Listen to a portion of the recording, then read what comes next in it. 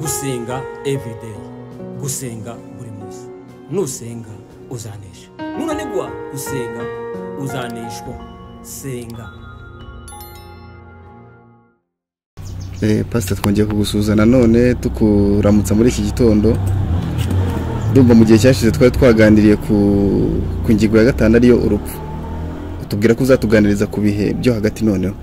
Ndagira ngo noneho dusengere unatwakira byose dukomeza mbere ko dutangira udukomereza kuri ngingo ya 6. Twongeye kubasuhuza abatugana kuri channel gusenga everyday. Tugiye gukomeza inyigisho zacu, turi kuri eschatology ariko tugeze ku ngingo ya 6 y'ibihe byo hagati. Iyo umuntu amaze gupfa ajya he? Ubwo turaganira hagati y'urupfu, upfuye no kuzuka, na hagati turaganira. Kubifuza kubaza ibibazo rero murandika gusenga everyday, mukande subscribe, sabone, noneho mubazi ibibazo mwabanje gukurikira kugira ngo ubutumwa bwiza bubashe kubageraho. Hagati y'urupfu habiki tugiye kubanza gusenga. Imana data twese uri mu ijuru, turi imbere yawe iki gitondo ciza uduhaye. Ni igitondo cy'amahoro kuko tukiriho. Hari abatakibonye kuko bavuye mu mubiri, ariko twe turacana atari uko twakoze ibyiza, ahubwo ari uko dukunda kandi ukaba dufite umugambi kuri uyu murimo twatangije.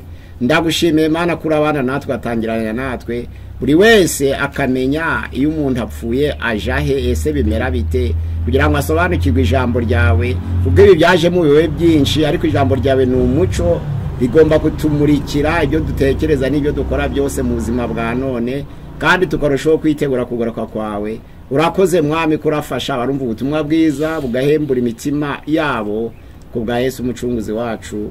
Amen. Amen. Tugiye kubanza gusoma ijambo ry'Imana ryanditswe mu gitabo cy'umubwiriza ibice ni 9 umurongo wa 5. Twumva ko atubwira umubwiriza 9 umurongo wa 5, Ecclesiastes chapitre 9 verset 5. Abazima bazi ko bazapfa, niko handitswe. Ariko abapfuye bo ntaco bakizi, kandi nta ngororano bakizeye kuko batacibukwa. Umurongo wa 10 twumvuka avuga umurimo wawe wose werekeje amaboko yawe ukorana umwete, kuko ikuzimu aho uzajya nta mirimo nta n'imigambi uzahabona, haba no kumenya cyangwa ubwenge, ibyo nta bihari. Twavuze mu gihe cy'urupfu ko ibintu bitatu bigize umuntu bitandukana: ubugingo, umwuka n'umubiri. Icyo gihe rero biba byatandukanye, kandi umuntu aba muzima iyo umubiri ari muzima, akaba afite amaraso, akabasha guhumeka nibwo aba muzima. Ariko hano ngo yapfuye nta gutekereza, nta migambi, nta kumenya, nta no kwibwira. Umurimo watangiye uri hano ku isi, ijambo ry'Imana yatubwiye ngo uzawukorane umwete, ko ntabwo uzongera kuwutekerezaho numara kugera ikuzimu. Hagati y'urupfu hari abatekereza ko abantu bashobora gupfa bagakomeza kuganira n'abakiriho. Hari abatekereza ko iyo umuntu apfuye biba birangiye utazongera kuvugana nawe. Ariko turareba iyo confusion n'urwo rujisho cyane cyane ku abantu baraguza, abantu baterekera. Satani akoresha imyuka y'abapfuye ari abapagani akabahuza n'abakiriho nabiyara abapagani. Narizo mpamvu umuntu iyo umugabo agiye gupfa mu rugo yaraterekeraga, abanza kuganira n'icyo kigirwa mana cye. Bati kugiye nugenda uzansigira nde? Mu bana bawe uwo tuzakomezanya umurimo ninde? Apfuye bitunguranye se. Iyo apfuye bitunguraho yamutanga amasezerano bagikorana. Bati none uzapfa, nibyo uzapfa, ariko uzansigira nde mu bana bawe kugira ngo mumenye hakiri kare. Uwo mugabo rero hari igihe ahisha ibanga ntakuvuge, akaba ari byo bitungura. Ariko iyo yakubwiye urabimenya ko uzakorana n'icyo kigirwa mana. Iyo aguteze rero uri uruhinja utashobora kugira ibitekerezo, niho haba ikibazo. Ariko iyo uri umugabo murabiganira, akakwereka uko yatambaga ibitambo, uko yakoraga imihango atambirira umuryango.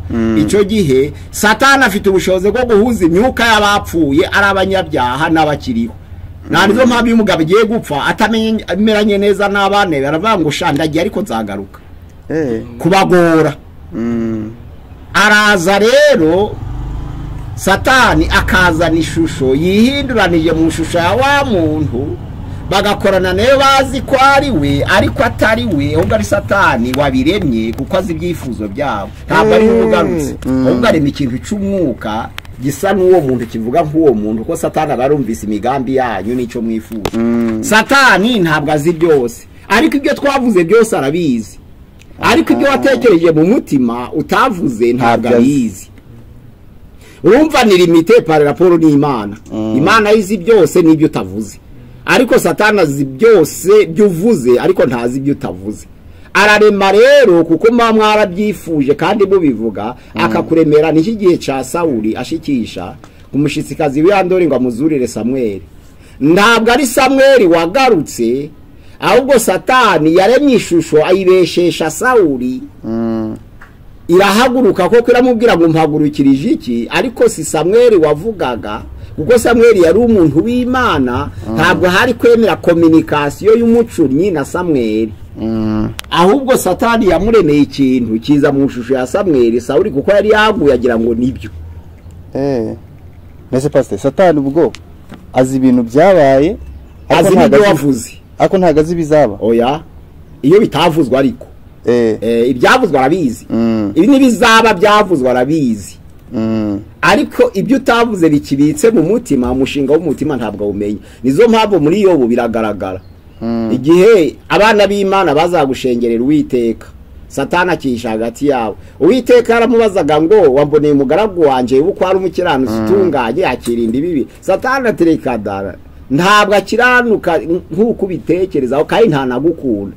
Ahubwo ni biriya bintu wamuhaye, ntayo wahinga ukamuha indogobe, ukamuha abana, ukamuha ingamiya ngo akwange, nica gukundira. Mbese ni nkaho waba waramuhaye ruswa ngo agukunde. Ubwo ni ibitekerezo bya Satani. Ariko Yobu ntabwo yakundiraga Imana ibintu Imana yamuhaye, yakundiraga Imana kuko azi Imana. None Imana avuga ngo noneho niba nkundira ibintu namuhaye bikureho, turebe noneho ko nyuma yo kubinyagwara nyihakana, menye ko yankundiraga bya bintu. Ni test iyo ngiyo. Satani yaragiye arabimunyagisha, ariko baze kuminyagisha ntiyahakana Imana. Avuga ngo iyabimpaye niyo yabyishubije, sinzayivaho.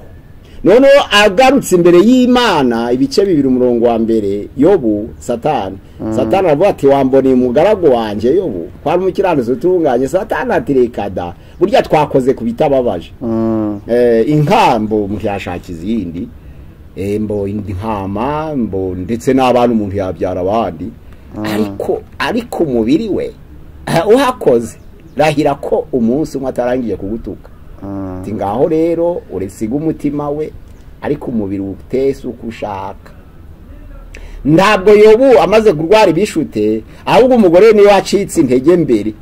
Aravuga ati niba ari ukwemera Imana kuri gutuma umerutse, ahubwo yihakane, ushobore wipfire. Aravuga none Yobu isubizo yatanze, yaravuze ngo uvuze nk'umwe mu bagore b'abapfapfa, ko ibyiza twabonye byose byavuye mu maboko y'Imana. Kuki tubyakira tunezerewe, yazana ibibi tukinangira, tukababara byose kuko biva kuri tuye. Turebera ibiturutse kuri yo, byabi byiza byabi, ariko iyo biturutse tukamenya ko biturutse kuri yo, tuye tubyemera. Twija twemera ibyiza gusa nk'iryarya, ahubwo tuje twemera byose. Ese pastor, tugendeye kuri kakantu twavugaga kajyanye nuko Satani ibintu wavuze byose arabizi, ariko ibyo utavuze byagumye mu mutima wawe ntabwo abyazi. Noneho se bira bitangaza bajya bavuga by'ibinyoma bizaba mu gihe cy'imperuka.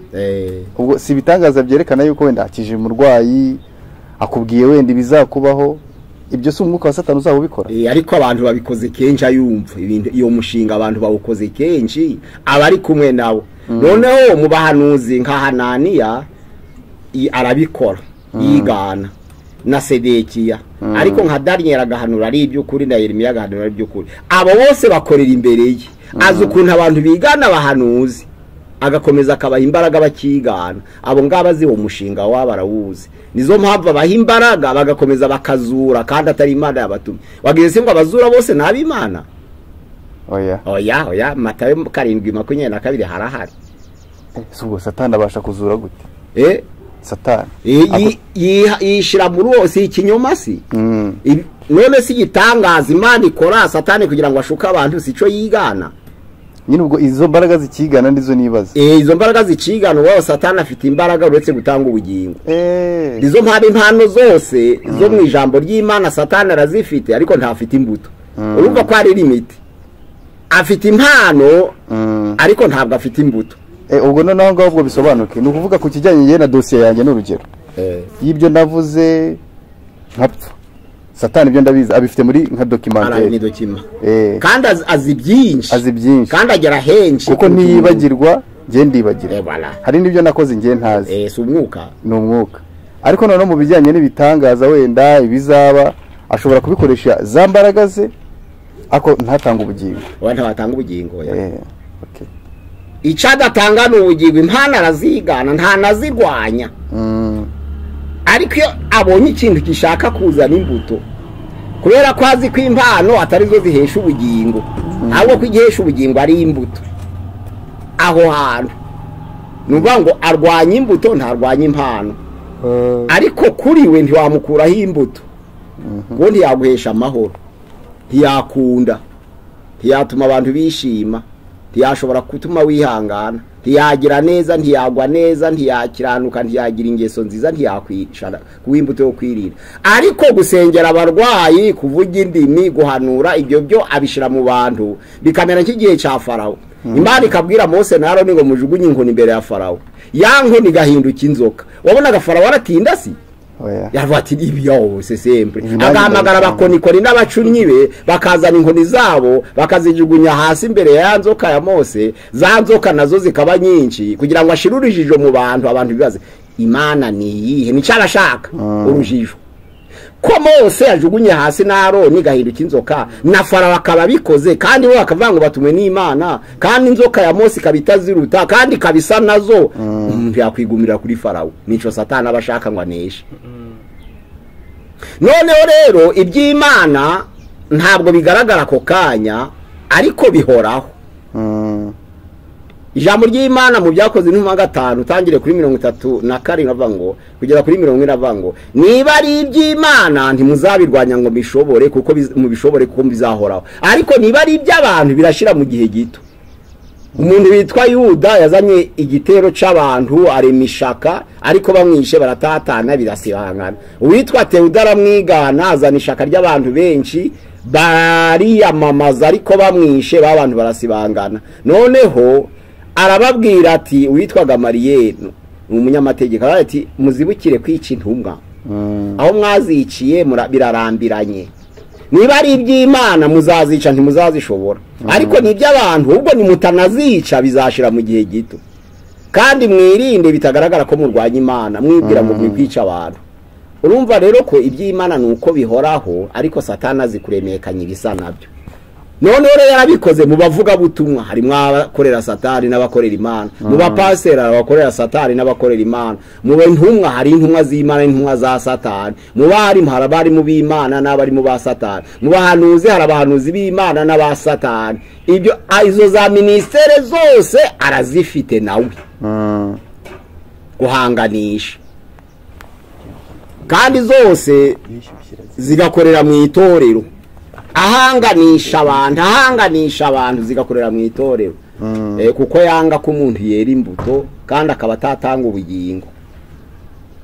Noneho rero hano aho hagati y'urupfu twumvise ko nta migambi kandi ijambo ry'Imana riravuze ngo iyo umuntu apfuye abasigaye babitekerezaho bakanahora babivuga ariko abagiye bo ntabwo bavuga ku basigaye kuko batabifite kuko umubiri yatandukanye n'umwuka wo kumenya kuko batabifite ariko abapfuye ari abakiranutsi kuko nta mukiranutsi upfa bo bavugana n'Imana. Ni ukuvuga ngo imbere y'Imana ibintu byose bigira amatwi. Iyo avuze ngo Lazaro sohoka nubwo yaba amaze kane arahaguruka iyo avuze ngo izuba rihagarare rirahagarara rikabyumva, iyo avuze ngo inyanja ni kame irakama. niyo ngo imbere y'Imana ibintu byose bigaragara nk'ibifite amatwi, icyo acecekesheje kiraceceka kirabyumva. Cyo kirabyumva imbere y'Imana kuko Imana ifite ubushobozi bwo gutuma byumva. ubwo ni naho hari rya jambo rivuga ngo umuntu nagira kwizera kungana n'akabuto ka sinapi azabwira umusozi ngo nushinguke uva hure. Uwo nukiri muzima, uwo nukiri muzima, ubwo abari mu kamero k'Imana icyo gihe. Icyo gihe ari mu kamero k'Imana. Imbere y'Imana rero ibintu byose bigira amatwi. Nizo mpamvu iyo uvuze mu izina ry'Imana birakubaha, kuko byumva. Ubwira inyanja uti hagarara igahagarara, kubwiza imbaraga z'Imana. Wabwira umuntu uti nturamukoraho ntumukoreho, imbaraga z'Imana. None ugategeka nk'uko Imana itegeka, kubera imbere y'Imana byose byumva. Narizo mpamvu byahishuye hano ibice ni 6:9. Ibyahishuwe 6:9 haravuga ngo umwana w'intama amenye ikimenyetso cya 5, mbona munsi y'igicaniro imyuka y'abishwe bahowe ijambo ry'Imana n'ubuhamya bahamyaga, batakanijwe rirenga bati, ayi mwami wera w'ukuri, uzageza he ho kudaca amateka no kudahorera abari mu isi uhorera amaraso yacu? Umuntu wese muri bo ahabwa igishura cyera, babwirwa kumara n'ikindi gihe gito baruhuka kugeza aho umubare w'imbata bagenzi babo na bene se bagiye kwicwa nkabo uzuzura. Ni ukuvuga ngo aba ni imyuka bera bishwa ariko ari abakiranutse bazira guhamya kwa Yesu. Abo imbere y'Imana bafite amatwi. Noneho ku bushake bw'Imana bashobora gutaka, ariko ntibatakira abazima, batakira Imana. Kandi barapfuye hano biratse imyuka yabiri irataka. None Imana kuko ikorana n'ukiriho n'utakiriho. Mbese Imana ntiyavuze ngo Lazaro sohoka, akaba arabyumvise agahaguruka. Ku Mana ho nta kibazo, ahubwo ntabwo bapfuye batubaha amakuru. Oya, natwe ntabwo twabaha amakuru uretse mu nzira y'ubucunyi. Nese pastor, ba bantu abo bapfuye turi muri cya gihe kivuga ngo turi mu bihe byo hagati. Hagati aho hagati niho bapfuye bizeye bari. Nukuvuga ngo iyo umuntu apfuye ajyahe. Abakiranutsi iyo bapfuye ntabwo baja mu ijuru, ahubwo baja mu buruhukiro bwitwa paradizo. Paradizo kabiri he? Paradizo ni ahantu Imana izihahishwe ifite, nkuko iri kumwe natwe tukaba tutayibona. Na yayiremeye abantu uburuhukiro bw'abera tutareba, ariko twaba tunari kumwe aho. Ntabwo ari twe kumenya, ariko harahari. Nuvuga ngo Yesu yabwiye umwe mu bambuzi, Luka 23:39 kugeza 43, aho bavuga ngo umwe mu bambuzi aramutuka, aravuga ngo nturi umwana w'Imana ikura natwe dukura. Undi aramubwira ngo uri mu rubanza rumwe n'urwe, ko twe tufashwe kuko twibye twishe, ahubwo agombye kubaza ngo mbese uyu mukiranutsi uri hagati yacu arazira iki, tukamenya ngo tubambwe turi batatu ariko tuzi ibyo twakoze. Yesu ntiyavuze ngo ndakubwiza ukuri ko uyu munsi turi bubane muri paradizo. Bari babambwe, kuvuga ngo bazabamburwa none baje muri paradizo, ibyo ni ukwizera. Icyatumye umwambuza avuga ngo rata nje uzanyibuke nugaruka mu bwami bwawe, nuko yarakijijwe ako kanya. Yakijijwe wari ku musaraba, Imana imushiramo kumenya ko Yesu azagaruka mu bwami bwe. Aravuga ati je uzanyibuke. Yesu aramubwira ati uyu munsi wa none turabana muri paradizo, kuko Yesu aba hose, n'Imana ikaba hose. Naho imyuka yabera Imana ibihari, naho abanyabyaha kuko iba hose irahari, ariko communication yabera n'Imana yo ntihari. Ariko communication y'abakiranutsi n'Imana yo irahari. Uwashaka kubwira n'uwapfuye muri 60 avuze ngo kanaka haguruka, yahaguruka. Nese pastor, bwo tugendeye kuri hari urugero ukunda gutanga rw'igisambo ku musaraba, ukuntu cyakijijwe. Ubwo siho abantu bitwaza bakavuga bati n'ubundi niho hahandi reka nkora ibyaha, n'ubundi uko nzapfa Imana irabizi. Oya, buri wese afite uko yahamagawe. Ntabwo urugendo rw'uyu ari rwo rugendo rw'uyu. Uko yakijijwe siko nakijijwe, uko ahamagawe siko nahamagawe. Wewe ushobora gutungurwa sintungurwa. None se Sawuli ari kuja Damasiko kuzana abantu bose bagana inzira ya Yesu, abagore n'abagabo kubazana Yerusalemu ngo bicu. Ntabwo umuco wa mutungu yari mu nzira. None se abantu bose baratunguwe? n'umuco. Hari abagiye bagwa mu byaha bari kubikora Imana ntibatunguza umuco ngo babimenye bahinduye, ariko Sawuli bu umwihariko ijwi ry'Imana rimusanga mu nzira, nta n'umugambi afite w'itorero rimukubita hasi. Uko guhamagarwa rero ntabwo twose twahamagawe muri izo nzira ngo tuvuye ngo bizamera nka Paulo, ko ntabwo ari kwidutegeka. Oya, ahubwo iyo ushaka kwigana uwakirijwe muri ubwo buryo wewe ubigwamo. None se ko habambwe benshi hakijwe bangahe ku musaraba? Ntibake, kuko uretse umusaraba wa Kristo Yesu babambogera bahoraga babamba ari umuco wo kubamba, ndabivugaho igihe cyo kuva ku musaraba. Nese pastorika wenda reka nkudeviye gatoyi. Iyo tuvuze ngo deste y'umuntu itandukaniye he no kuvuga ngo umuntu yapfuye igihe cye cyageze, igihe cye kitageze? Deste y'umuntu ikorana no kumvira k'umuntu. Ikorana no kumvira, kuko turi abakozi b'Imana. Imana ishoboye kubwira abantu bose ngo bihane, irabishoboye cyane. Kuki toranya abakozi kandi abakozi barageraho bakanga? Nugira ngo birgoye gutekereza neza. Igatoranya abakozi b'Imana bavuga butumwa bakagenda mu mahanga yose, bamwe bakemera abandi bakanga. Kandi Imana itegetse ico yategeka cyose nta wacanga. Dusibiye kuri wa mudendezo, umudendezo Imana yahaye abantu kugira ngo ohite hagiza kuwivangamo ngo hagikoresha igitugu. Oya, weho reba neza, ufite ubwenge. Bari kukubwira byiza cyangwa bari kukubwira bihitamo. None Imana yaguha umudendezo, abantu bagatangira kuvuga ngo Imana ngo nayo ngo yabigizemo uruhari, ngo kuki yari ibizi, ngo iye yanga irongera si kurema. Yararemye une fois pour toutes, igwa gutekereza, igwa kumenya, igwa guhitamo, igwa umudendezo une fois pour toutes, yongera iremese. Kandi ibyo yaguhaye byose irabyuba, kandi birahagije. Niyavuze ngo hitamo urupfu nibibi, uhitemo ubugingo n'ibyiza, bikaba bihari. Uteka kwa 2:13-15 hitamo ubugingo n'ibyiza cyangwa hitamo urupfu nibibi, birahari. Yongera igaruke ngo hitamo gutya, kandi bwabwenge bwo gutekereza yaguhaye si no kumenya, ikaguha guhitamo ubushobozi, ikaguha n'umudendezo ngo ubihitemo bikunejeje. Hari ikindi Imana yakora ku muntu ntacu. Ubwo bivuze ngo cya kintu abantu bari babitwaza bavuga ngo nubundi ngo Imana ngo ibizingi iherezo ryanjye ngize uko bizagenda. Ngo ibyo nshaka ngo kuko ibizi ngo ubundi sitwe ngo twihe icyerekezo. Oya, ahubwo abantu kubushobozi Imana yabahaye nabo bari micerekezo. Nizo mpamvu hariho gukizwa ku mudendezo no kubyanga. Kandi wabyanga ukabona ibyo kurya ku isi nta kibazo, ariko imbere y'Imana ukazanyura mu rubanza niba warakoze ibyaha. Bisobanuye ngo n'urugero wenda nshobora kuzaba Imana yarateganyije yuko nimpitamo ibyiza nkanyura mu nzira yangeneye, wenda nzapfa nshaje ku myaka 70 n'urugero. Yego. None nagira gutya nkahitamo ngiye uko nshaka, nkazapfa nka mbere y'iyo myaka cyangwa nkayirenza, ariko atari uko ari ubushake bw'Imana.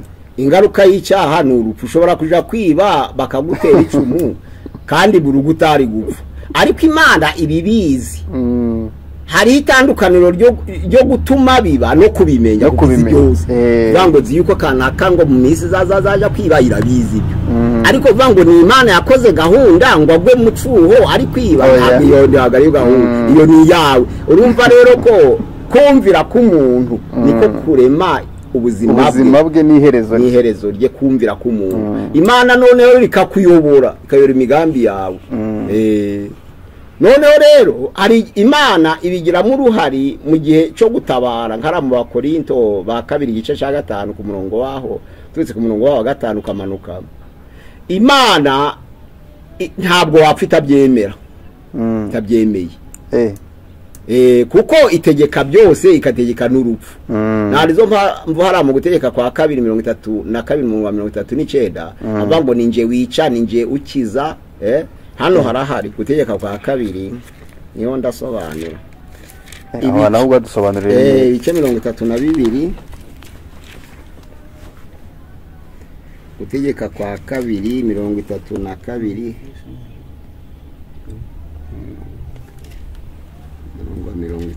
39 aravuga ngo nuko mumenye yuko nje ubwanje ari nje Mana, kandi yuko nta yindi Mana ifatanya nanje.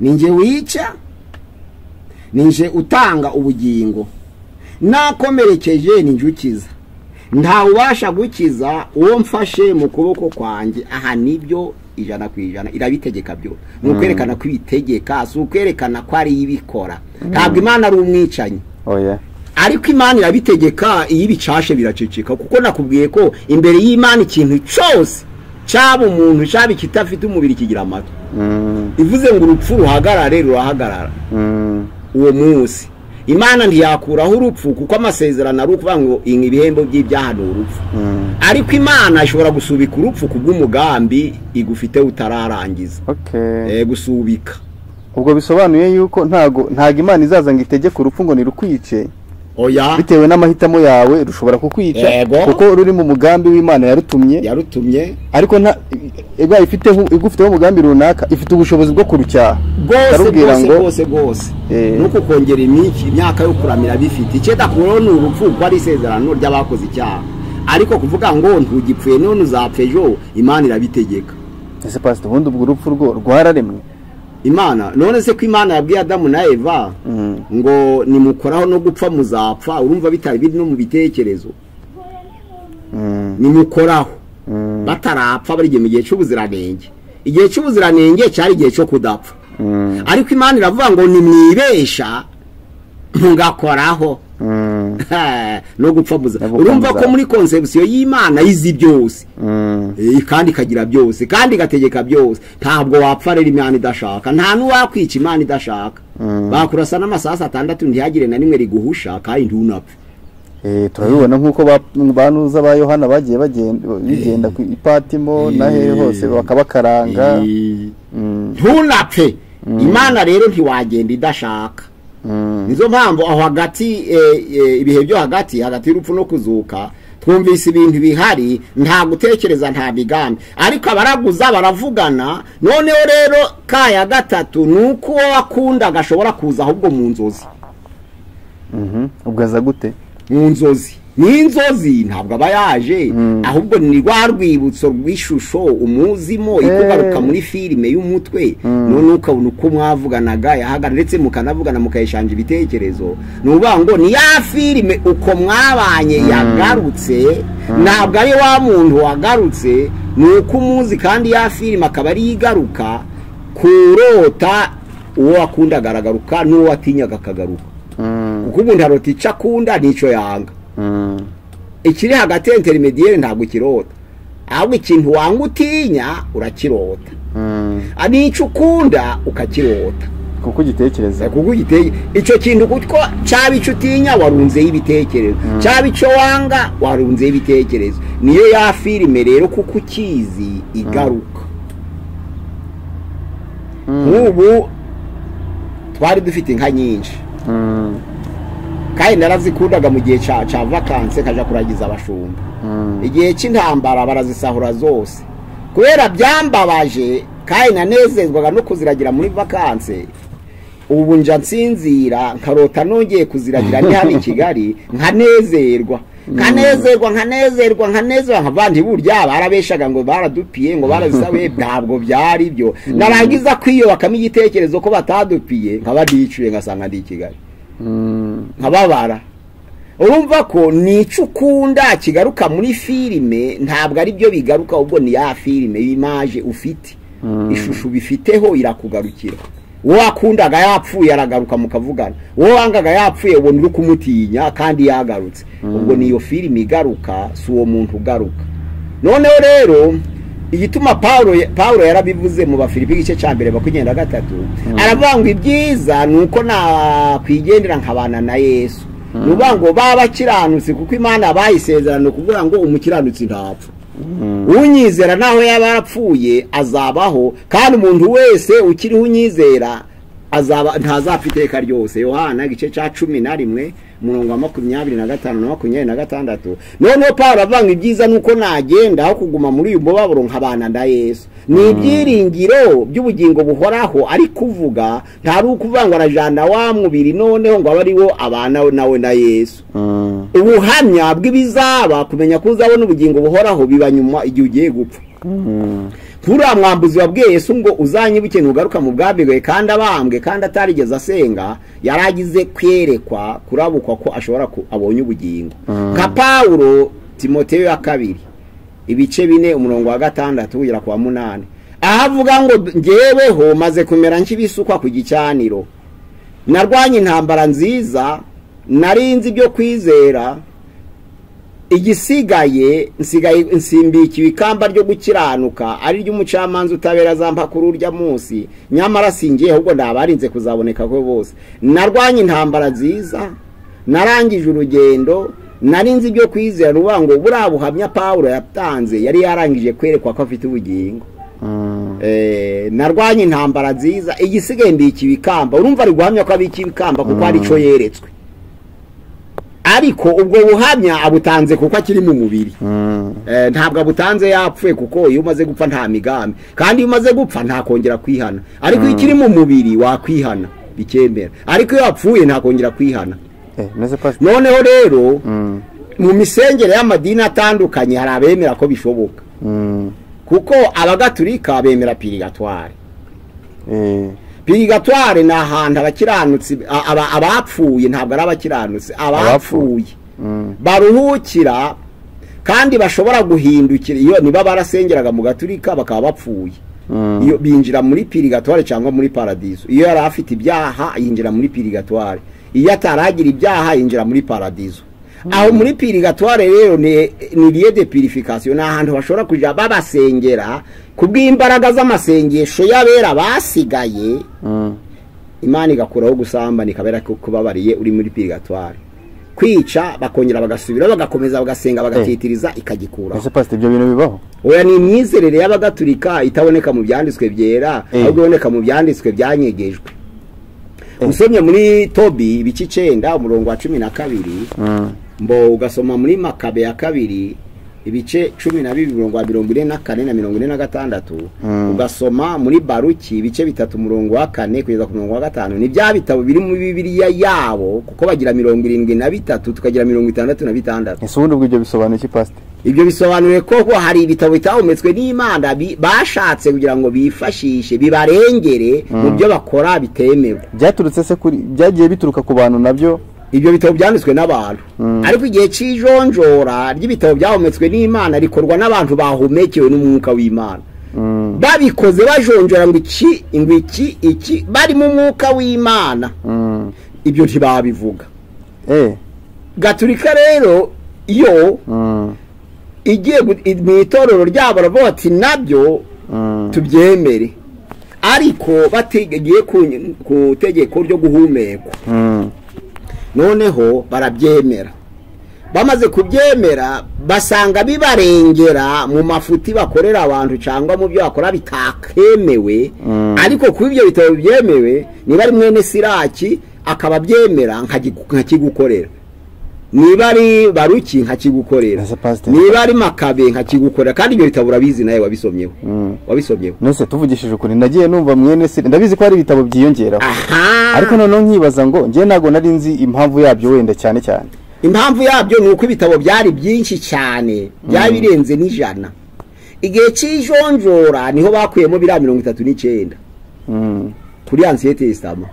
Muri Nouveau Testament naho byari birenze 100. Igihe cy'ijonjora niho bakuyemo 22. Byakuyemo ryari? Byakuyemo muri 367 muri Nouveau Testament, kugira ngo basohore urutonde ruheruka rwa 27. Byabangiye kuba 11, ubundi biba 40, undi ka 60, undi kagaruka kuri 32, undi kagaruka gutyo nkuko bavuga ngo ubutumwa bwiza bwa Matayo, ubutumwa bwiza bwa Mariko, ubutumwa bwiza bwa Luka, ubutumwa bwiza bwa Yohana, ibyakozwe n'intumwa, urwandiko rw'Abaroma, urwandiko rw'Abakorinto, urw'Abagalatiya, urw'Abaefeso, gutyo bamanuka. Urw'Abafilipi, urw'Abakolosayi, urwa Tesaloniki, urwa Timoteyo, urwa Filemoni, bakamanuka kugeza ku Byahishuwe. Ni hari byinshi, hari ubutumwa bwiza butari ubwa Matayo, ahubwo ubutumwa bwiza bwa Mariya, hari ubutumwa bwiza bwa Nikodemo, hari ubutumwa bwiza bwa Yakobo, hari ubutumwa bwiza bwa Pilato, hari ibyakozwe na Paulo, hari ibyakozwe na Petero, hari ibyakozwe na Tomasi, hari ibyakozwe na Andereya, hari urwandiko rwa Kerema, hari urwandiko rwa Laodikiya, hari urwandiko rwa Apolo, hari urwandiko rwa Barinaba, gutyo gutyo. Mu byahishuriwe hari ibyahishuriwe Zakariya, hari ibyahishuriwe Mariya, hari ibyahishuriwe Baruki, hari ibyahishuriwe Petero, hari ibyahishuriwe Paulo, hari ibyahishuriwe bya kabiri bya Yohana. Urumva muri iryo jonjora nibwo bagiye babisiga, kuko ibyo bitabo byose byongenda bifite. Urabifite? Ngenda bifite, nagiye mbikura muri za biblioteke zitandukanye. Ibyo bitabo bitandukanye nkabanzi ngo n'ubwari tumwe bwiza bw'amata, ariko hari n'ubwa Nikodemu. Ariko nkabanzi ko ubwa Nikodemu babugenzuye bagasanga butarahumetswe n'Imana. Ibyo bira none ibyo bitabo bitahumetswe n'Imana nabyo birimo amagambo y'Imana. None amagambo y'Imana nuvani nkuko avuga amagambo y'Imana ariko ntiyongere kuri Bibiliya. None agafasha ku bumenyi bw'amateka y'abantu bakoze ico gihe. Ubwo bikaza gusangwa yuko hari ibyakozwe kugira ngo bishyigikire ubwoko runaka, abantu runaka kubw'inyungu zabo.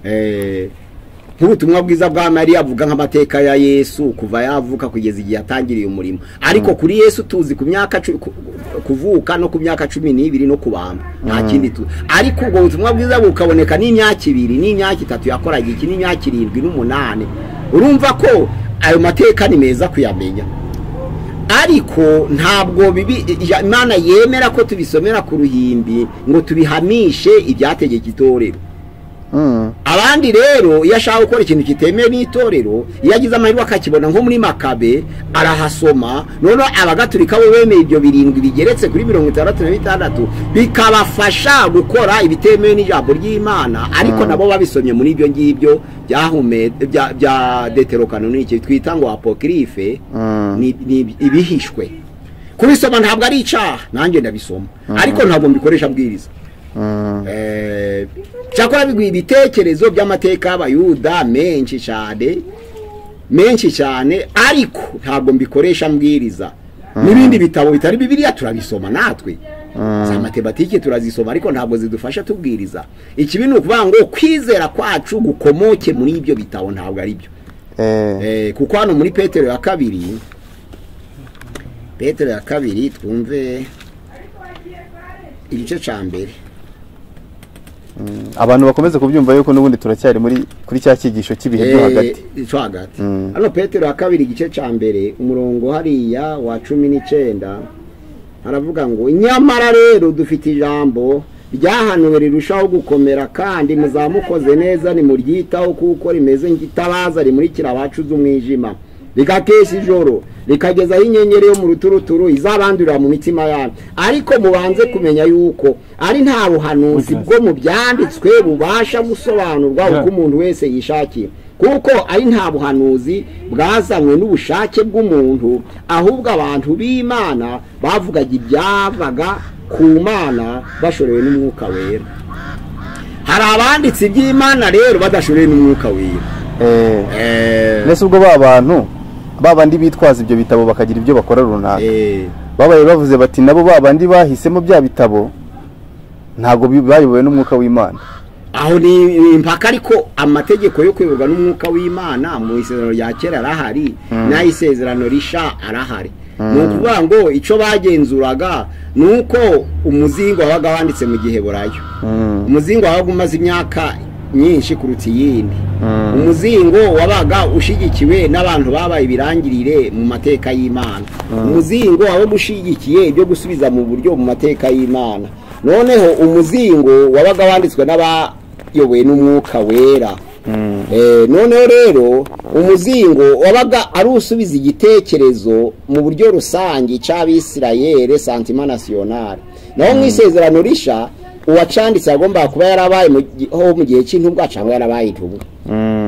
Amagambo arimo yagomba kuba yemewe n'itorero mpuzamahanga universelle. None inyigisho zirimo zikaba zigendeye kuri orthodox, inyigisho zigororotse zigendeye ku mahame y'intumwa. Noneho kikaba carahumetswe n'umwuka wera. Urumva ntabwo bagiye bagenzura izo ngingo nkubwiye ngo bemere igitabo ko cahumetswe n'Imana. Hano rero biriya bavuga ngo bagiye gusengera ku rimbi, bakajana uburabyo, bakahashira, bakubakira neza.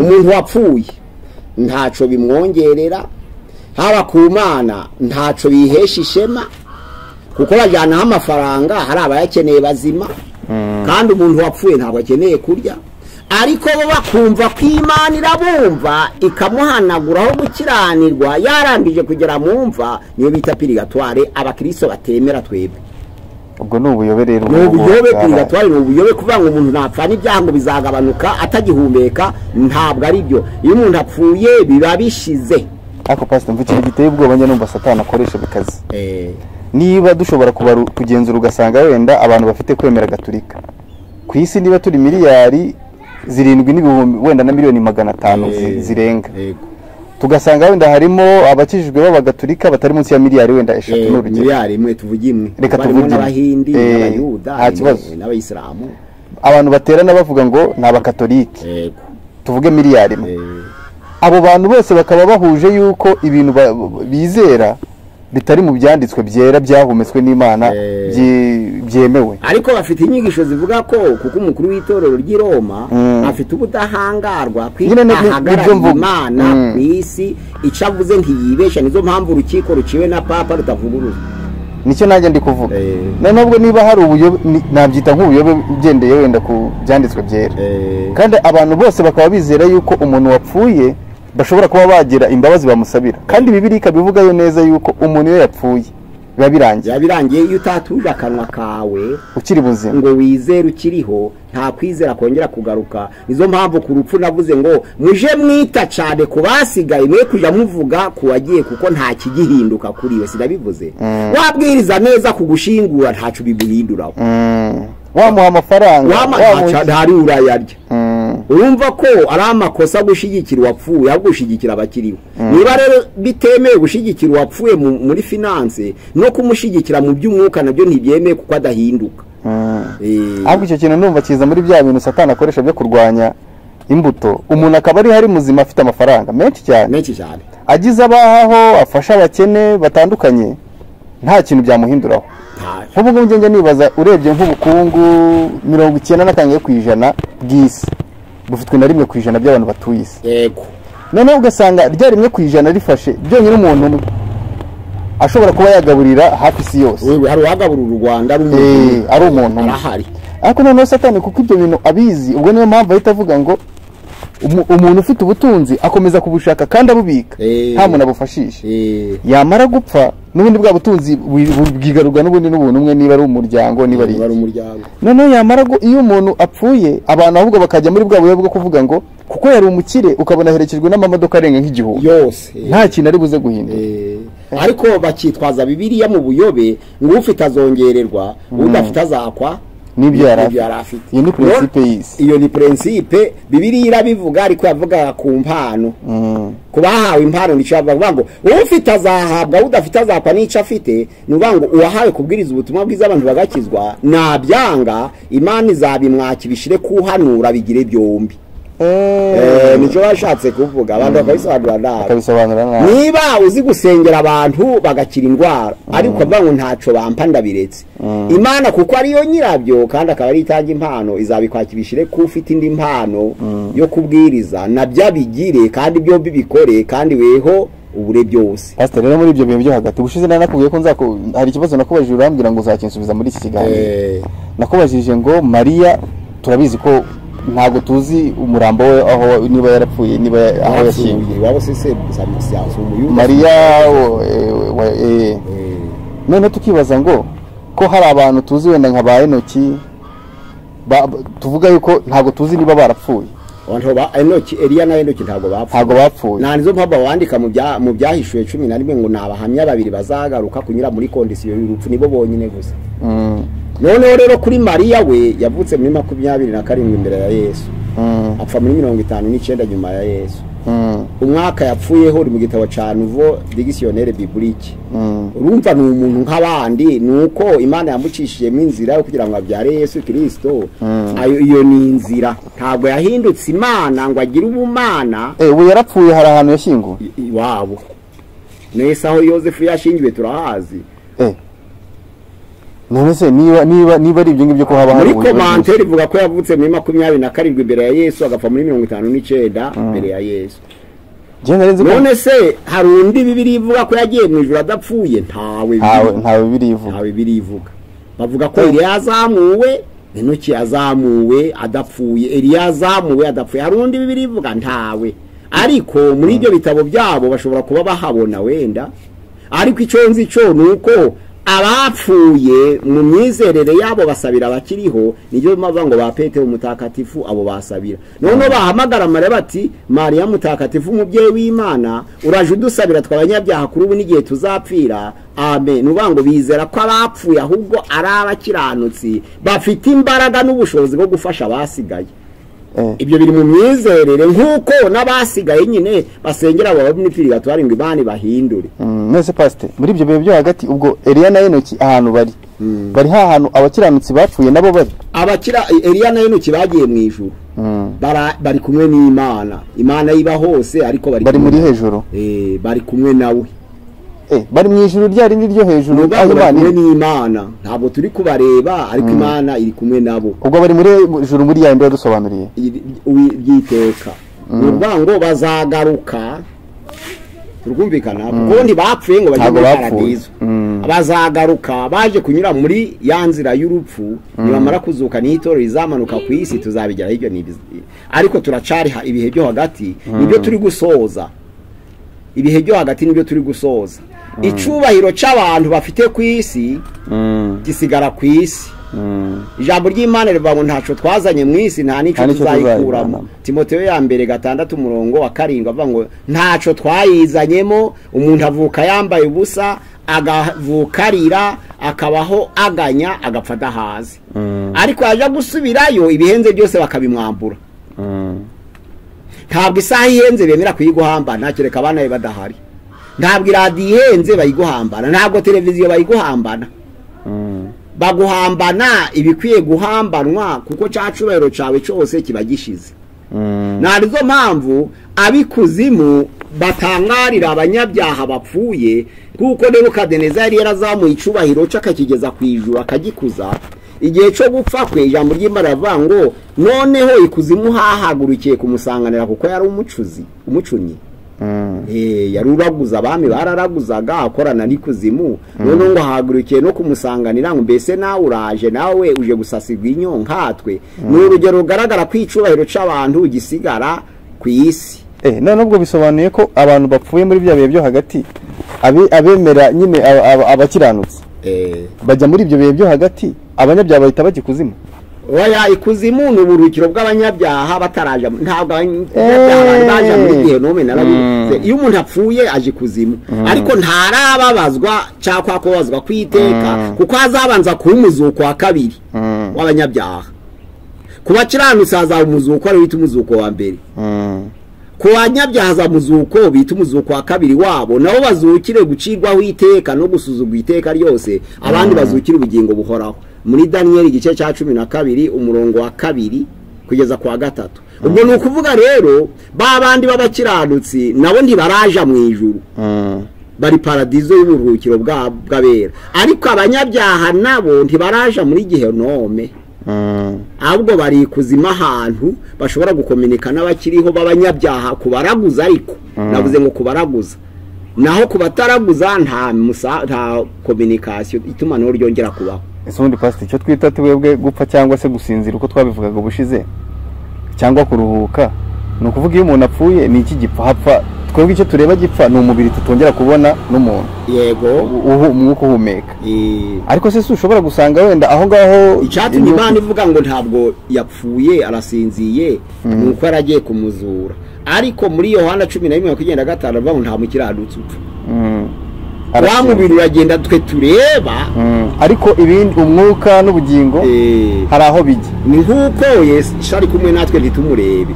Niyo mwuka ushobora kuba uri hafi, niyo paradizo dushobora kugenda nayo, ariko ubushobozi bwo kwiraba akaba ari Imana yonyine ibifite. Nizo mpamvu basengaga cyane biyejeje bakiriza ubusa. Hari igihe agahe gati Imana yamujanaga akareba ijuru uko rimeze, ariko yabaga atavuye aho.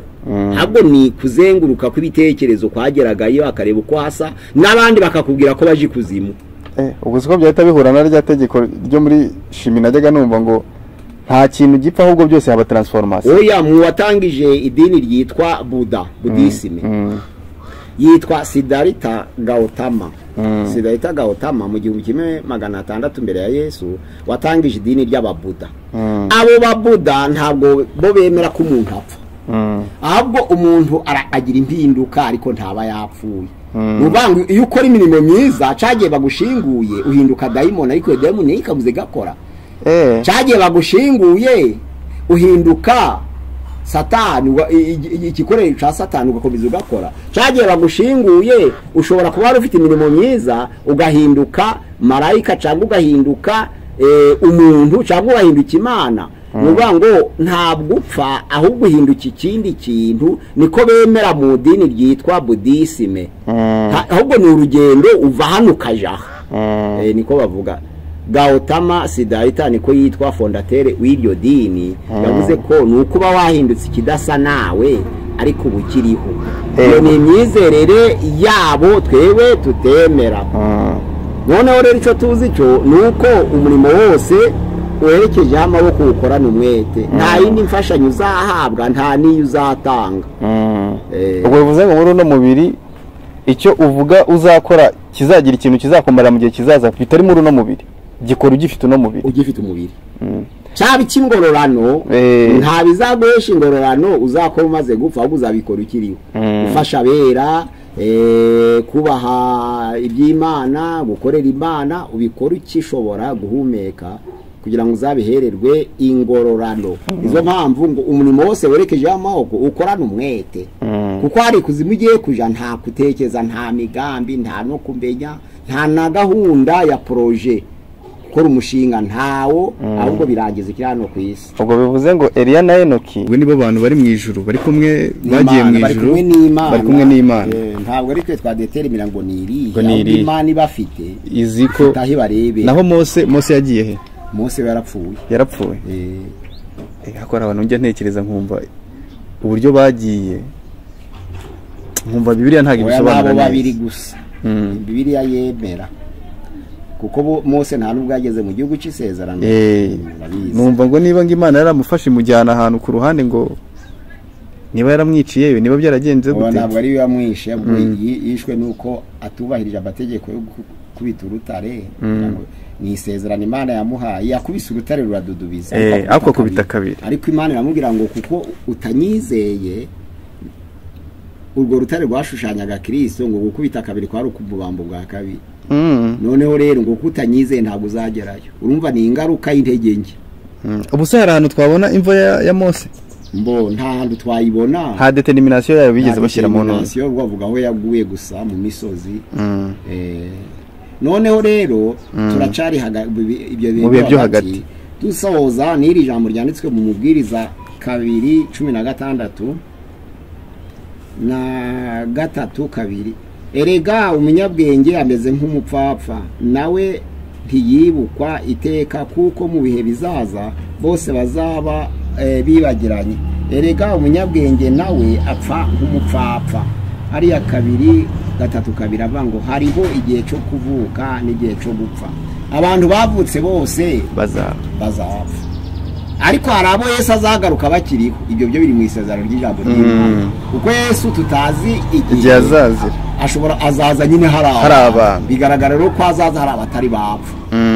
Ariko isezerano ryo gupfa ni ry'umuntu wese ufite umubiri, kuko ijambo ry'isezerano ryo mu tangiriro igice cya 3:19 aravuga ngo kuko ngo wavuye mu butaka uzasubira mu butaka, uri umukungugu ni mwako uzasubiramo. Mvuga ngo iryo sezerano niryo ryatubayeho kuva Adamu yakora icyaha kugeza uyu munsi wa none. Imana yacu rero idusange twe kwibwira ko ari cyo tuzahindura ku bapfuye. Ico kinyoma tugikureho. Kirakomeye kandi gifite imbaraga. Ariko kuvuga ngo uzagira icyo uhindura ku wapfuye, cyangwa kongera kwibwira ko uwapfuye hari icyo azakumarira keretse ibyo yagusigiye, ibyo nibiveho ubyibagirwe. Uwapfuye aragusigira ariko ntaca gufasha atakiriho.